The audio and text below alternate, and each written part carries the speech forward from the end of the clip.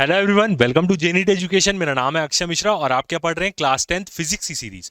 तो previous video में क्या किया हमने, अपना रिफ्रैक्शन वाला पार्ट शुरू किया और उसमें हमने क्या देखा कि क्या होता है ओरिजिनली रिफ्रैक्शन, उसका डेफिनेशन क्या होता है, कैसे उसकी लॉ रहती है, ये चीज के बारे में देखा। और हमने देखा रिफ्रैक्टिव इंडेक्स क्या होता है। अब ये वाला जो वीडियो रहेगा इसमें हम क्या करेंगे, रिफ्रैक्टिव इंडेक्स के बारे में एक और चीज देखेंगे कि वो क्या होती है, मतलब उसका ओरिजिनल फॉर्मूला क्या होता है स्पीड के टर्म में, कि लाइट की स्पीड और उस मीडियम में स्पीड का रेशियो रहता है वो, ये चीज देखेंगे। और refraction through a glass slab, ये चीज हमें क्या है देखना इंपॉर्टेंट है। तो शुरू करते हैं अपना ये वाला वीडियो। यदि आप चैनल पे नए हैं तो बिल्कुल सब्सक्राइब करना ना भूलें, और 9 से लेकर 12 तक का यदि आप कोई भी टॉपिक पढ़ना चाहें तो बिल्कुल आप क्या कर सकते हैं, हमें बता सकते हैं। ये वाला कौन सा पार्ट है? 10th पार्ट है हमारा। इसके पहले हमने 9 पार्ट पढ़ लिया है, और जितने भी लोग नहीं देखे हैं वो क्या कर सकते हैं, जाके इसको देख सकते हैं एक बार पूरा थ्योरी पोर्शन। बीच में तो मैं आपको न्यूमेरिकल्स करा ही रहा हूं जैसे पिछले 2 वीडियो थे। अब इसके इस टॉपिक करने के बाद भी मैं आपको बीच के क्वेश्चंस तो कराऊंगा जो एनसीईआरटी के बीच में रहते हैं और जो बड़े बड़े क्वेश्चंस रहते हैं। पूरा थ्योरी खत्म होगा तो मैं आपको बहुत सारे multiple choice, assertion, reason, passage based question, case based question, ये सब तो मैं आपको कराऊंगा ही कराऊंगा। ठीक है, तो शुरू करते हैं अपना ये वाला वीडियो। फर्स्ट वाला अपना टॉपिक देखते हैं हम, कि एक जब ग्लास स्लैब से रिफ्लेक्शन होगा तब क्या होगा। यहां पे क्या होता है, जो लाइट लैटरली शिफ्ट हो रही है वो चीज हमारे लिए जानना जरूरी रहता है। 12th में आप जाएंगे तो 12th में ये चीज होगा तो बड़ा बड़ा डेरिवेशन आता है इसी चीज का ही। तो यहां से क्या करना है, आपको समझ के जाना है क्या होता है, और 12th में आप इसका डेरिवेशन देखेंगे हर एक चीज का जो हम पढ़ रहे हैं। तो टॉपिक क्या होगा हमारा, refraction through through a rectangular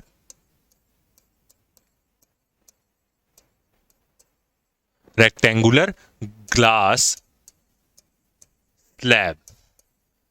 एक रेक्टेंगुलर ग्लास स्लैब में जब लाइट रे इंसिडेंट होती है किसी एंगल के साथ, तब वहां पे क्या चीज होता है, ये चीज के बारे में हम देखेंगे। ठीक है, तो क्या करते हैं, इसका हम पहले डेफिनेशन लिखते हैं।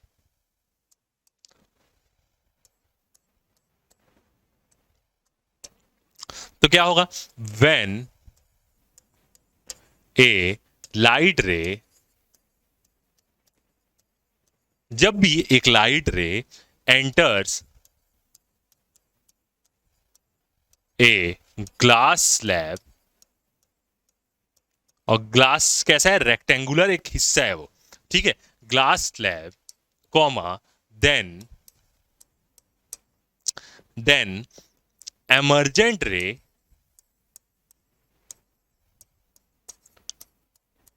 एमर्जेंट रे क्या होती है, जो एट लास्ट बाहर निकलेगी, क्योंकि यहां पे 2 बार रिफ्रैक्शन होगा। एक जब लाइट ग्लास स्लैब के अंदर आई, और दूसरी बार जब ग्लास स्लैब से लाइट बाहर निकल रही है उसमें, एयर में। Emergent ray is parallel to the incident ray होगा, टू इंसिडेंट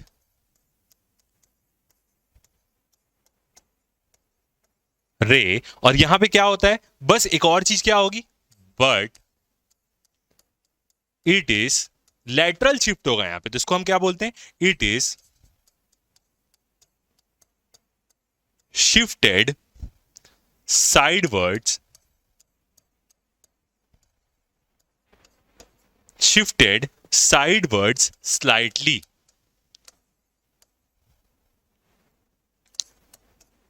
क्या होगी, वो साइड की तरफ थोड़ा सा शिफ्ट हो जाएगी लाइट, बस इस तरफ से गिर रही है तो निकलेगी सेम एंगल से, बस क्या होगी, हल्की सी वो स्लाइटली क्या हो जाएगी, शिफ्ट हो जाएगी। तो क्या क्या इंपॉर्टेंट चीजें यहां पे, एक तो एमर्जेंट रे, ठीक है, क्या होगी, वो पैरेलल होगी, किसके पैरेलल होगी, वो इंसिडेंट रे के। और क्या होगी, वो थोड़ा सा शिफ्टेड साइड वाली, साइडवर्ड्स स्लाइटली, या इसको हम क्या बोल सकते हो, लेटरली शिफ्ट हो जाएगी वो। ठीक है, तो ये क्या होता है, डेफिनेशन होता है। आगे देखते हैं, इसका डायग्राम बनाते हैं तो और अच्छे से हमें समझ में आएगा। ओके, तो क्या ले लेते हैं, एक रेक्टेंगुलर ग्लास स्लैब ले लेते हैं। ये क्या ले लिया हमने, एक रेक्टेंगुलर ग्लास स्लैब ले लिया, ठीक है। शेप कैसा भी हो उसका कोई टेंशन नहीं, बस रेक्टेंगुलर है ये याद रखेंगे आप। नेमिंग कर देते हैं ए बी सी डी। एक क्या है, रेक्टेंगुलर स्लैब है, कांच का हमने क्या ले लिया, टुकड़ा ले लिया। ठीक है, अब क्या करते हैं, यहां पे कुछ नॉर्मल ले लेते, एक नॉर्मल ये हो गया, ओके, और दूसरा नॉर्मल भी ले लेते हैं यहां पे ये, क्योंकि ये दोनों हिस्से में क्या होगी, लाइट रे आएगी। ठीक है, तो फर्स्ट में क्या हुआ, यहां पे एक लाइट गिरी, इंसिडेंट रे, ये ऐसे। जो एंगल बनाएगी वो क्या होगा, एंगल ऑफ इंसिडेंट होगा। ओके, अब क्या हो रही है, वो रेयरर से डेंसर में जा रही है। ये वाला मीडियम क्या है, एयर है। और एयर कैसा होता है, रेयरर मीडियम है, ठीक है। ये क्या है, ग्लास, ग्लास स्लैब है, और ग्लास कैसा होगा, डेंसर होगा। और बाहर यहां पे क्या है, फिर एयर है, मतलब 2 बार मीडियम चेंज हो रहा है यहां पे, रेयरर और बीच में क्या है, ग्लास, जो क्या है, डेंसर है, ठीक है। तो अब क्या होगी, ये रिफ्रैक्ट होगी, और कैसा रिफ्रैक्ट होगी, क्योंकि वो रेयरर से डेंसर में जा रही है तो नॉर्मल की तरफ आएगी। तो ये नॉर्मल की तरफ आएगी यहां पे, और वो इधर गिर रही है, ऐसा हम बोल सकते हैं। इस पॉइंट पे वो गिरेगी, ठीक है। वो पॉइंट यहां पे बनेगा, फिर उसके बाद नॉर्मल लेंगे हम। तो पहले ही मैंने नॉर्मल ले लिया और वहीं पे गिरा दिया। रिफ्रैक्शन, ठीक है। आगे देखते हैं, अब क्या होगी, वो यहां से बाहर निकलेगी, मगर ऐसा बाहर निकलेगी ना कि वो लैटरली क्या होगी, शिफ्ट होगी। तो उसके लिए हम क्या करते हैं, इसको आगे बढ़ाते हैं, इसको एकदम आगे बढ़ाते हैं। यदि यहां पे ग्लास स्लैब नहीं होता तो क्या होता, वो सीधा क्या होती है, ऐसे चले जाती है, यदि ग्लास स्लैब नहीं होता। अब लाइट रे कैसे निकल रही है यहां पे, ये ऐसे। अब वो क्या होगी, ठीक है, अब वो डेंसर से रेयरर में जा रही, तो क्या होगी, नॉर्मल से थोड़ा दूर जाएगी, तो वो जस्ट इसके क्या होगी, पैरेलल होगी ये। और ये जो एंगल होगा नॉर्मल से, इसको हम बोलते हैं ई, एंगल ऑफ एमर्जेंस। और ये जो रे है, इसको हम क्या बोलेंगे, एमर्जेंट रे। तो यही अभी हमने डेफिनेशन में देखा कि जब एक लाइट रे रेक्टेंगुलर ग्लास स्लैब से पास होती है, ठीक है, तो ये क्या होगा, इसके पैरेलल होगा दोनों के। अब यहां पे क्या है, हल्का सा वो अलग दिख रहा है क्योंकि मैंने ओरिजिनली बनाया है, ठीक है। इसको थोड़ा सा और वैसी बना देते हैं ताकि वो एकदम अच्छा ही दिखे, सेम वैसा ही दिखे, पूरा सेम वैसा ही दिखे वो। ये हो गया नॉर्मल, और इसको हम क्या करते हैं, सेम इसी के जैसा, सेम वो क्या रहेगा, ये दोनों क्या रहेंगे, पैरेलल रहेंगे। बनने में वो सही तरीके से नहीं दिख रहा है, बट दोनों कैसे रहेंगे, एकदम पैरेलल रहेंगे ये दोनों। तो ये यदि यहां से निकलती है, और ये दोनों लाइन आप देखिए, ये दोनों पैरेलल है यहाँ पे, ठीक है। तो ये वाली रे कौन सी है हमारी, इंसिडेंट रे, इंसिडेंट रे ये वाली। अंदर वाली क्या है, ये दोनों रिफ्लेक्टेड रे ही है, रिफ्रैक्टेड रे। और इस रे को हम क्या बोलते हैं, एमर्जेंट रे, ये वाली रे को इस तरफ लिखते हैं। ये वाली रे कौन सी होगी,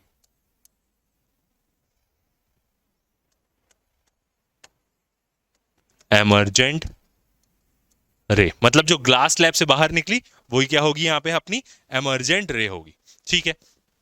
अब कुछ नेमिंग कर देते हैं ताकि क्या हो, और अच्छे से हम लिख पाए। तो कैसा नेमिंग कर देते हैं, ये ई, ये पॉइंट हो गया एफ, ये वाले पॉइंट को दे देते हैं जी, और ये वाला पॉइंट हो गया एच। तो जो लाइट रे है ई एफ क्या होगी, पैरेलल होगी किसके, जी एच के। जो रे है ई एफ, वो क्या होगी, ये किसका साइन होता है, पैरेलल का होता है, पैरेलल होगी किसके, जी एच के। दोनों जो रे हैं वो दोनों क्या होंगी, आपस में पैरेलल होंगी। और जो यहां पे हम अपना ये एंगल ई ले रहे हैं, आई और आर तो हमें पता है, एंगल ई क्या है, एंगल ऑफ एमर्जेंस, जिस एंगल से वो बाहर निकल ली ग्रास स्लैब के,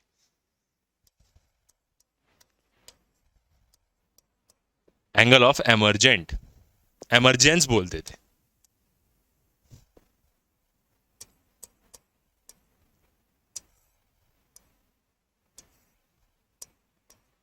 ठीक है। तो ये ई हो गया हमारा एंगल ऑफ इमरजेंस। अब यहां पे एक और इंपॉर्टेंट इंफॉर्मेशन ये है कि जो ये एंगल है, ये वाले एंगल को आर लिख दिया गया, तो आई होगा एंगल ऑफ इंसिडेंस, ठीक है। तो जो एंगल ऑफ इंसिडेंस है और एंगल ऑफ इमरजेंस है वो क्या रहते हैं, दोनों सेम रहते हैं, तभी तो ये दोनों क्या होंगे, आपस में पैरेलल होंगे उसमें। तो जो एंगल आई होता है वो क्या होता है, बराबर होता है किसके, एंगल ई के। एंगल ऑफ इंसिडेंस क्या होगा, बराबर होगा एंगल ऑफ एमरजेंस के, ठीक है। अब इसमें कंडीशन क्या है कि लाइट कोई एंगल पे गिरे तभी वो ऐसा लैटरली शिफ्ट होगी, यदि सीधा गिर जाए वो तो क्या होगा, वो सीधा चल देगी। मतलब यदि ये देखें तो पुराना वाला केस आपने देख लिया, फिर से यदि हम एक रेक्टेंगुलर स्लैब ले लें, और अब क्या हो रही है, यहां पे एक लाइट रे क्या हो रही है, सीधा गिर जा रही है ऐसे स्ट्रेट, ठीक है। नॉर्मल मतलब 0 डिग्री इंसिडेंट एंगल पे, नॉर्मल पे ही है, तो वो क्या हो जाएगी, सीधा ऐसे निकल जाएगी बाहर। तो ये क्या हुई हमारी इंसिडेंट रे, शॉर्ट फॉर्म में लिखूं तो ये हो गई हमारी रिफ्रैक्टेड रे और ये क्या हो गई एमर्जेंट रे, एमर्जेंस रे। तीनों क्या हो जाएगी, स्ट्रेट हो जाएगी। तो कोई भी ग्लास में कोई लाइट एंगल से गिरेगी तभी ऐसा फिनोमिना लैटरली शिफ्ट होगी लाइट। ठीक है, अब यही जो डिस्टेंस है हमारा, ये जो डिस्टेंस हुआ, कितना डिस्टेंस वो शिफ्ट हुई, इसको हम क्या करते हैं, 12th में डिराइव करते हैं। इसको हम क्या बोलते हैं, lateral displacement, lateral displacement. 12th में इसका हम पूरा डिराइव करते हैं इन एंगल्स के टर्म में, इसका फॉर्मूला आता है। यहां पे इसका फॉर्मूला अभी तक यूज नहीं हुआ है, आगे देखते हैं। यदि न्यूमेरिकल्स में लगा तो मैं आपको बताऊंगा क्या रहता है, बहुत सिंपल ही रहता है, कोई मुश्किल नहीं रहता है। तो ये जितना ये लाइट यहाँ पे शिफ्ट हुई है इसी को हम बोल रहे हैं लैटरल डिस्प्लेसमेंट। तो जो हमने डेफिनेशन पे लिखा है शिफ्टेड साइडवर्ड्स स्लाइटली, वो यही चीज है। क्या हुई, साइडवर्ड्स थोड़ी सी शिफ्ट हो गई स्लाइटली, थोड़ा सा। ठीक है, ये चीज हुआ। अब आगे बढ़ते हैं। तो ये क्या हुआ, हमारा टॉपिक हुआ कि ग्लास स्लैब में यदि कोई लाइट घुसी तो आप क्या बोलेंगे, वो निकलते टाइम क्या हो जाएगी, लैटरली डिस्प्लेस हो जाएगी थोड़ी सी। ओके, अब आएगा अपना नेक्स्ट टॉपिक, क्या, रिफ्रैक्टिव इंडेक्स के बारे में, कि रिफ्रैक्टिव इंडेक्स क्या होता है।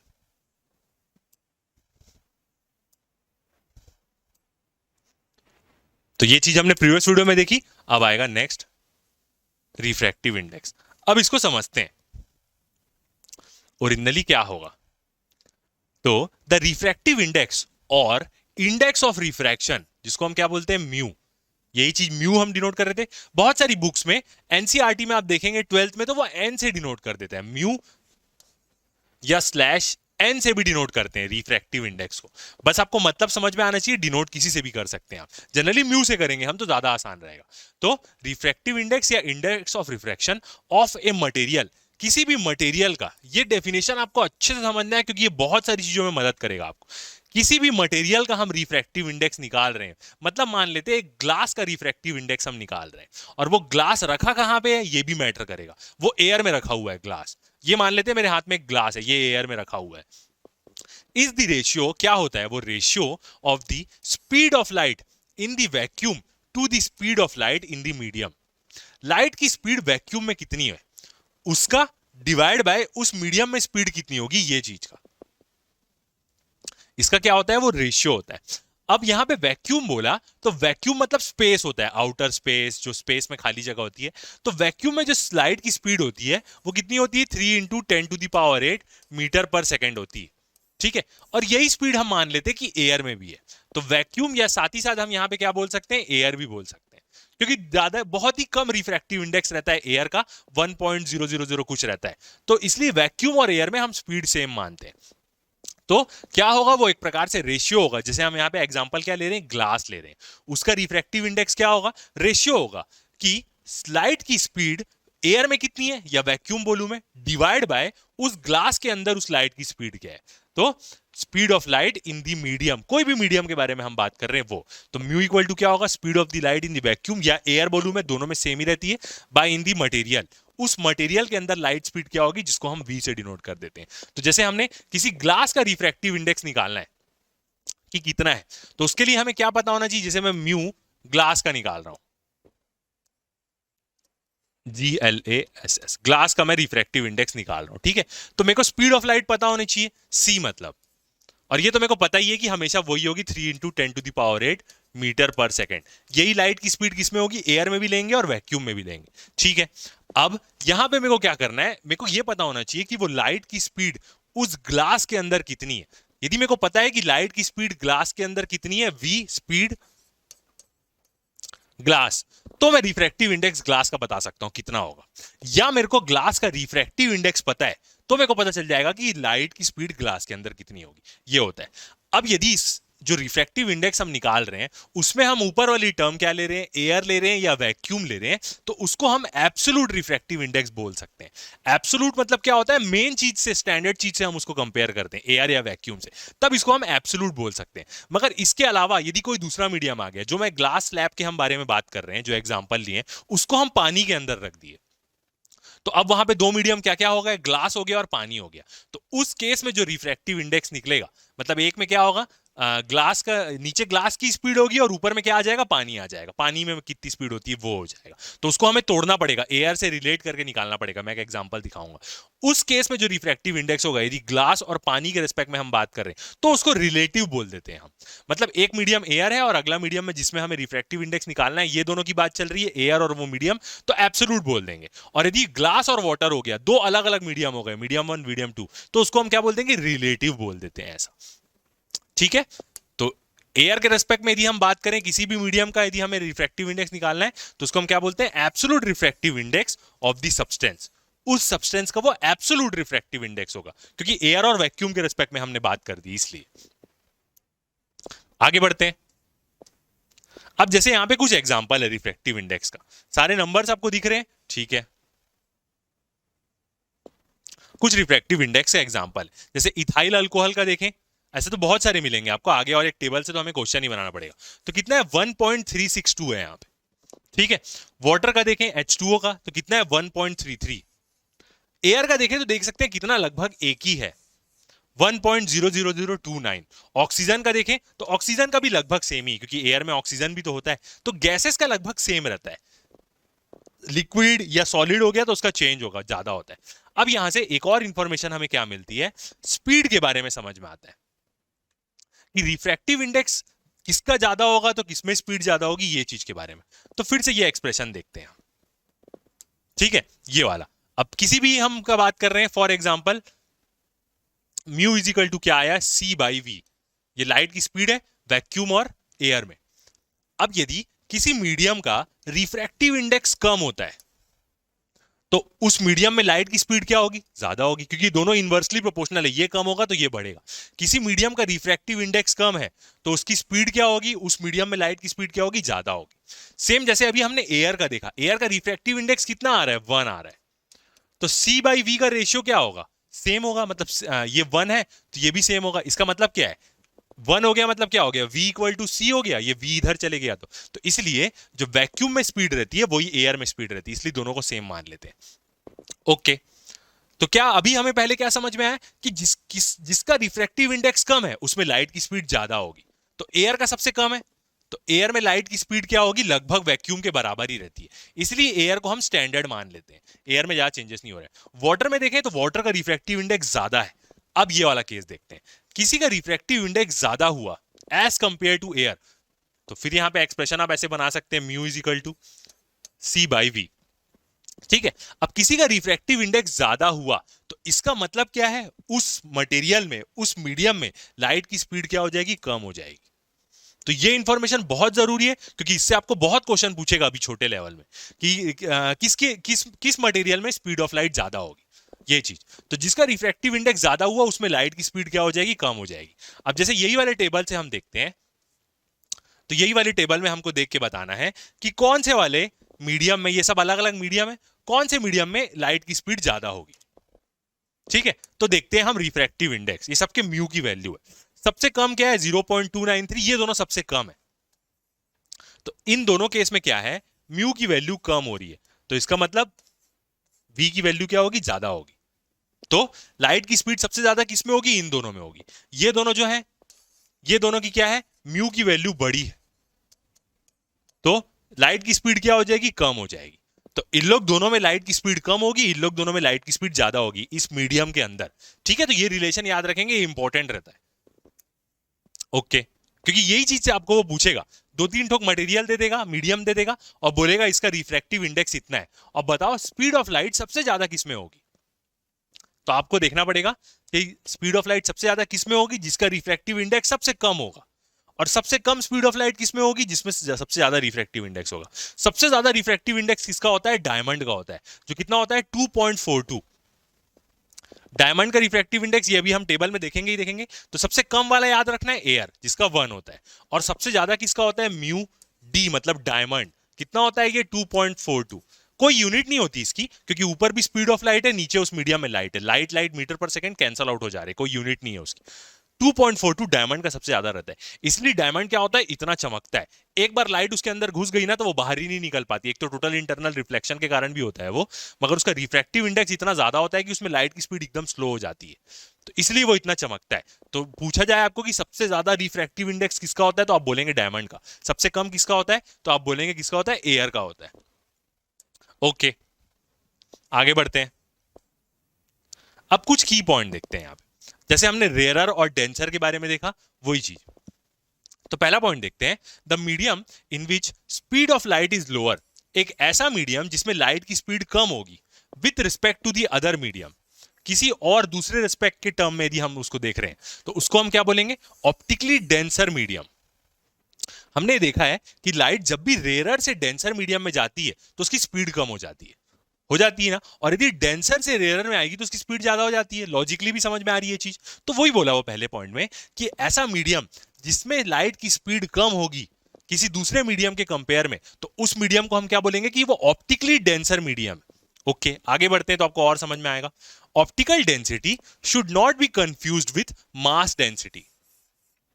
मास डेंसिटी से कंफ्यूज नहीं होंगे। एक और डेंसिटी होती है नॉर्मल वाली, जो आप पढ़ोगे भी या पढ़ भी लिए होगे। डेंसिटी इज इक्वल टू क्या होता है, मास अपॉन वॉल्यूम, ये होता है। ये डेंसिटी अलग है, ये ओरिजिनली घनत्वता होती है कि कोई चीज कितनी घनी है। जहां पे फॉग एकदम मतलब धुआं एकदम ज्यादा है तो आप बोलोगे वहां धुआं एकदम डेंस्ड है, और जहां पे धुआं कम है तो आप बोलोगे यहां पे उसकी डेंसिटी कम है करके। ये वो वाली डेंसिटी नहीं है। ऑप्टिकल डेंसिटी अलग होती है, वो लाइट की स्पीड पे डिपेंड करती है। ठीक है। अब कोई चीज ऐसे भी हो सकती है जो ओरिजिनली उसकी मास डेंसिटी ज्यादा हो मगर उसकी ऑप्टिकल डेंसिटी कम हो, ऐसी भी कोई चीजें होती है। ठीक है, विच is mass per unit volume. ये नॉर्मल वाली डेंसिटी है। आगे देखते हैं, it is possible that mass density of a optically dense medium may be less than the optically rare medium. ऐसा हो सकता है कि कोई मीडियम जो ऑप्टिकली डेंस्ड है, इसका मतलब क्या है कि उसमें लाइट की स्पीड बहुत कम है, उसकी मास डेंसिटी कम हो सकती है एक ऐसे मीडियम से जिस मीडियम में लाइट की स्पीड ज्यादा है, मतलब वो ऑप्टिकली रेयर मीडियम है। ठीक है, तो हो सकता है मतलब कोई मीडियम ऑप्टिकली डेंस्ड है तो ओरिजिनल उसकी मास डेंसिटी लो हो सकती है। इसका एग्जांपल भी है क्या, जैसे हम टर्पेंटाइल और केरोसिन के बारे में देखें। टर्पेंटाइल, केरोसिन और वाटर के बारे में बात करते हैं, ये तीन के बारे में। तो जो मास डेंसिटी होती है टर्पेंटाइल की वो लेस होती है वाटर से। मतलब जो ओरिजिनल वाली डेंसिटी है टर्पेंटाइल की वो कम होती है वाटर से, वाटर ज्यादा डेंस्ड है उसके हिसाब से। मगर जो ऑप्टिकल डेंसिटी है टर्पेंटाइल की वो हायर रहती है, मतलब लाइट की स्पीड टर्पेंटाइल में कम हो जाएगी as compare to water. Water में ज्यादा रहेगी लाइट की स्पीड। ठीक है, तो ये एग्जांपल है। और सेम कैरोसिन का भी यही है। कैरोसिन की जो डेंसिटी है वो क्या होती है, वाटर से कम होती है, मगर कैरोसिन ऑप्टिकली ज्यादा डेंस्ड है वाटर से। मतलब लाइट जब कैरोसिन में जाएगी तो उसकी स्पीड क्या हो जाएगी, कम हो जाएगी, और वाटर में उसकी स्पीड ज्यादा रहेगी, दोनों को कंपेयर करें तो। ठीक है, तो ये एक इंपॉर्टेंट बात रहती है जो आपको समझना है कि बस यहां से क्या समझना है कि ऑप्टिकल डेंसिटी नॉर्मल डेंसिटी नहीं है, दोनों अलग अलग चीज है यहाँ पे। Normal density mass per unit volume है, और ऑप्टिकल डेंसिटी हम देख रहे हैं कि उसमें स्पीड की लाइट कितनी होगी ये। ओके, आगे बढ़ते हैं। अब नेक्स्ट हम कुछ एग्जांपल के फॉर्म में देखते हैं ताकि आपको रिफ्रैक्टिव इंडेक्स के बारे में क्या हो और अच्छे से समझ में आए।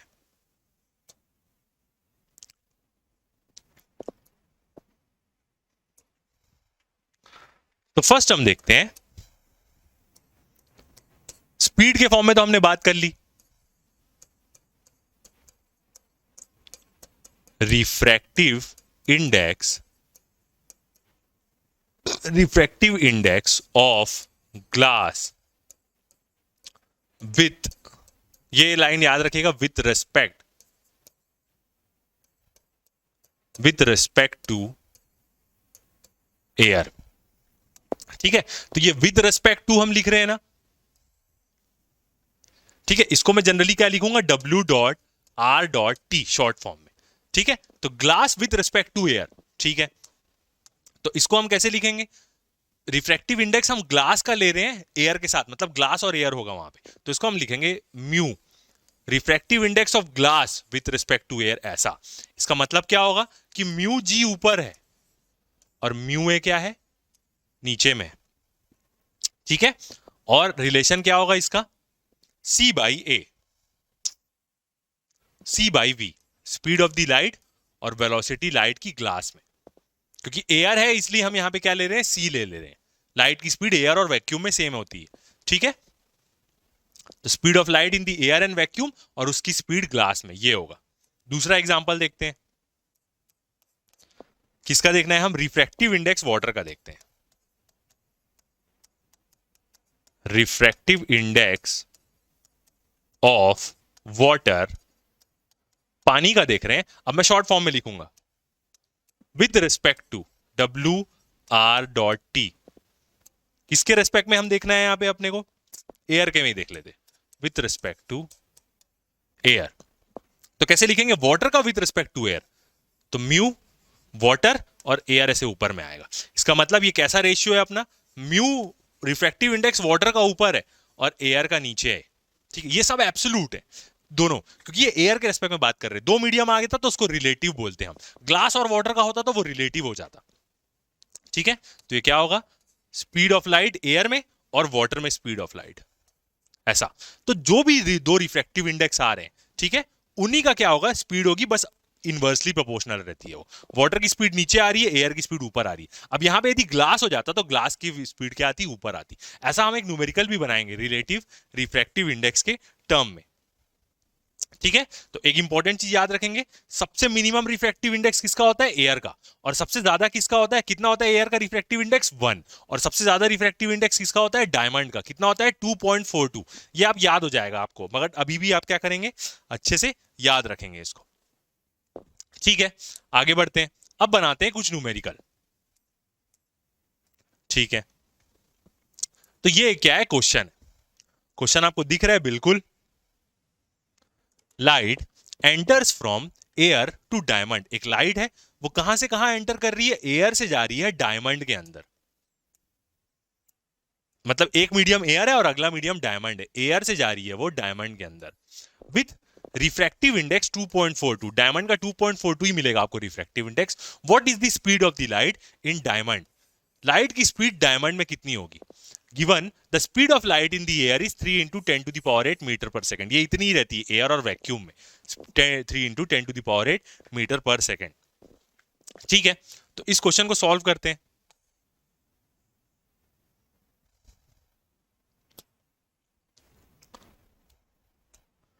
तो यहां पे हमें क्या दिया हुआ है? गिवन वैल्यूज क्या क्या दिया हुआ है देखते हैं।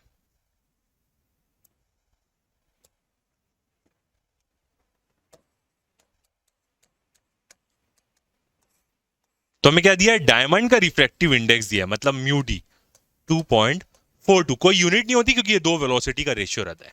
और लाइट की स्पीड दिया है एयर और वैक्यूम में 3 इंटू 10⁸ मीटर पर सेकेंड। क्या निकालना है हमें? लाइट की स्पीड निकालनी है डायमंड में, मतलब वीडी, स्पीड इन डायमंड निकालना है। ओके, तो कैसे करेंगे अब इसको? रिलेशन क्या होता है रिफ्रैक्टिव इंडेक्स का? किसी भी रिफ्रैक्टिव इंडेक्स का मटेरियल, कोई भी मटेरियल का रिफ्रैक्टिव इंडेक्स क्या होता है? रेशियो होता है लाइट की स्पीड एयर और वैक्यूम में डिवाइडेड बाय लाइट की स्पीड उस मीडियम में। ये हुआ।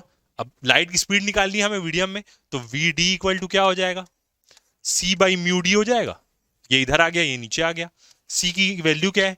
3 इंटू 10⁸ और वी डी कितना है? 2.42। तो आपको क्या करना है? 3 डिवाइड बाय 2.42 करना है। 10⁸ को वैसे ही रखना है क्योंकि लाइट की स्पीड हमेशा 10⁸ में ही आती है। तो यहां से हम देखेंगे तो वेलोसिटी, लाइट की वेलोसिटी डायमंड में कितनी आ जाएगी? 3 डिवाइड बाय 2.42 करेंगे तो कितना आएगा? 1.24 इंटू 10⁸ मीटर पर सेकेंड। तो ये आ गया क्या अपना आंसर? तो ऐसे आप निकाल सकते हैं किसी भी मीडियम में लाइट की स्पीड, यदि आपको उसका रिफ्रैक्टिव इंडेक्स पता है तो। उल्टा भी कर सकते हैं, यदि उसमें मीडियम में स्पीड पता है लाइट की तो उससे आप रिफ्रैक्टिव इंडेक्स निकाल सकते हैं। ओके, ठीक है। अब आगे बढ़ेंगे। नेक्स्ट हम देखेंगे कुछ एनसीईआरटी वाले क्वेश्चंस, जो किसमें रहते हैं? एनसीईआरटी के जो बुक के बीच में रहते हैं, इन टेक्स्ट क्वेश्चन, उसके बारे में बात करेंगे। ये वाले क्वेश्चंस, ठीक है। तो दिख रहा है और अच्छे से दिखेगा। तो ये वाले वीडियो में इतना ही करते हैं। नेक्स्ट वीडियो में हम क्या करेंगे? ये क्वेश्चन से शुरू करेंगे। ये क्वेश्चंस हमने बना लिए, ये एनसीईआरटी वाले और कुछ ये टेबल देख के और ये कुछ 4-5 क्वेश्चंस, तो हमारा पूरा ये वाला पार्ट कंप्लीट हो जाएगा, नॉर्मल वाला। फिर आगे तो मैं आपको और मेन क्वेश्चंस तो कराऊंगा ही कराऊंगा चैप्टर खत्म होने के बाद। तो अभी तक के लिए इतना ही। Thank you.